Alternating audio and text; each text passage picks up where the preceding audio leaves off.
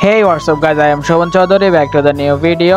আশা করি সবাই ভালো আছেন। আলহামদুলিল্লাহ আপনাদের দোয়ায় আমিও অনেক ভালো আছি। বাড়িতে আসছি 2-3 দিন হয়েছে, কিন্তু বাড়িতে আসার পর থেকে দেখি শুধু বৃষ্টি আর বৃষ্টি, যার কারণে হচ্ছে কোনো দিকে বের হওয়া যাচ্ছে না, কোনো কিছু করা যাচ্ছে না বৃষ্টির কারণে। তো হাঁটতে হাঁটতে বাড়ির পিছনে চলে আসি দেখতেছি যে বাড়ির পিছন দিয়ে পানি যায় কিনা পুকুর থেকে। যেহেতু এরকম বৃষ্টির মধ্যে প্রতি বছরে পুকুর থেকে পানি বের হয়, তার সাথে মাছও বের হয়। আর বাড়ির পিছনে আসি দেখি এখনো পুকুর থেকে পানি বের হয় নাই। এইভাবে যদি আর 2-1 দিন বৃষ্টি হয় তাহলে মোটামুটি ভালোভাবে পুকুরটা একদম ভরে যাবে। এদিকে জমিনের কাছে আসি দেখলাম যে মোটামুটি জমিনের মধ্যে পানি জমে গেছে।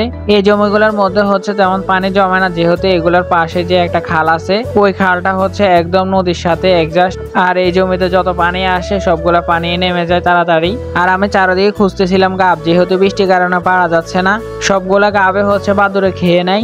সবশেষে আমি চলে আসছি বাড়িতে। আর বাড়িতে আসার পরে দেখলাম যে আরো জোরে বৃষ্টি শুরু হয়েছে। বৃষ্টি হালকা হালকা কমার পরে আমি বাড়ির সামনে আসি, দেখিতে যতগুলা পুকুর আছে আমাদের বাড়ির সামনে সবগুলো পুকুরে ডুবে গেছে। যেহেতু এই পুকুরটা একদম পুরোপুরি ডুবে গেছে, খেয়াল করে দেখলাম যে কারা যেন মাছ ধরার জন্য এখানে ফাঁদ বসাইছে। আর হচ্ছে এই পুকুরটাতে আমরা মাছ চাষ করি না বা কেউ মাছ ছাড়ে না, এটা হচ্ছে ছাড়া পুকুর।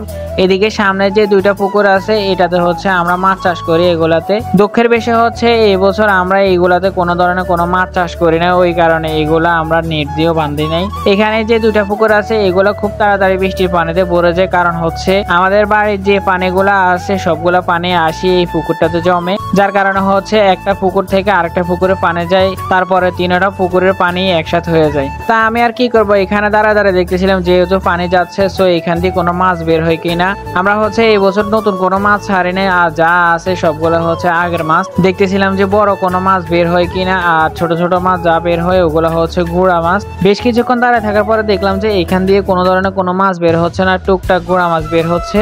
আর যে 2-1টা মাছ আছে ওগুলা বের হওয়ার কোনো কারণে নেই, কারণ হচ্ছে পুকুরে আদার দেওয়া হয়েছে, যার কারণে মাছ এখন আর বের হবে না।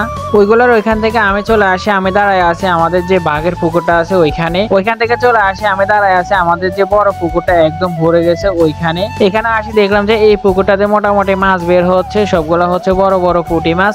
আর হচ্ছে আমাদের এদিকে কাসকি মাছ বলে, ওইগুলা মাছগুলা বের হওয়ার সাথে সাথে আমি হাত দিয়ে কয়েকটা মাছ ধরলাম। যেহেতু আমি আসার সময় কোনো কিছুই আনি না, আমি আসছি শুধুমাত্র মাছগুলা বের হয় কিনা এটা দেখার জন্য।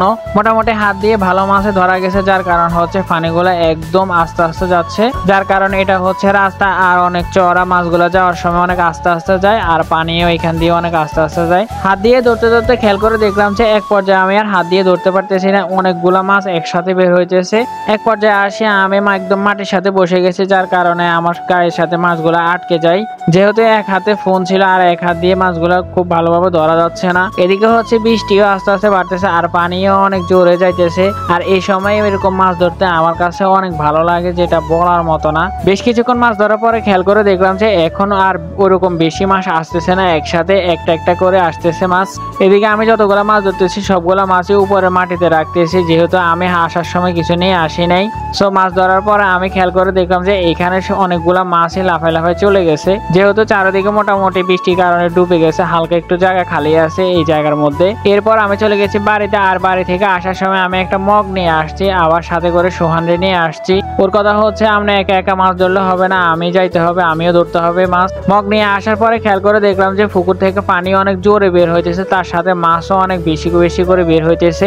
এখন আর একটা একটা করে হাত দিয়ে ধরা যাচ্ছে না। সোহানের কথা হচ্ছে ভাইয়া আপনি লুঙ্গিটা ভালোভাবে ধরেন, দেখবেন যে মাছগুলা আসে আপনার লুঙ্গি ঢুকবে, একসাথে সবগুলা মাছ ধরে নিতে পারবেন। আমার কথা হচ্ছে এরকম ভাবে মাছ ধরা যাবে না, অন্য কোনো ব্যবস্থা করতে হবে। ওর কথা হচ্ছে এরকম ভাবে ধরেন, দেখবেন যে সবগুলা মাছই ধরতে পারবেন। ওর কথা শুনে আমি মোটামুটি লুঙ্গিটা খুব সুন্দরভাবে মাছের সামনে ধরতেছি, আর সবগুলা মাছে আসে আমার লুঙ্গির ভিতরে ঢুকতেছে। যেহেতু এটা রাস্তা, ওই কারণে এটার মধ্যে ভালোভাবে গর্ত করে মশির বা অন্য কিছু বসানো যাবে না। সাধারণ কিছু মাছের জন্য যদি আমি এখানে গর্ত করে মশির বা অন্য কিছু বসাই, তো এটা আরো বেশি করে গর্ত হয়ে যাবে, তখন আরো বেশি ক্ষতি হয়ে যাবে। এখানে দেখলাম যে এরকম ভাবে আর হচ্ছে না, পর আমি এক পর্যায়ে একটা মশারি নিয়ে আসছি, আর পানি যে লাস্ট মাথায় নামে ওইখানে আমি বসাইছি। মোটামুটি আলহামদুলিল্লাহ ভালো মাছে পাইছি। আমি মাছগুলো ধরতে আমার কাছে খুব আনন্দই লাগছে, খাওয়াটা বড় কথা না, মাছ ধরাটাই হচ্ছে আনন্দের ব্যাপার। আজকের জন্য ভিডিওটা এই পর্যন্ত। কেমন হয়েছে কমেন্ট করে জানাবেন। চ্যানেল নতুন হলে অবশ্যই সাবস্ক্রাইব করে রাখবেন। আল্লাহ হাফিজ।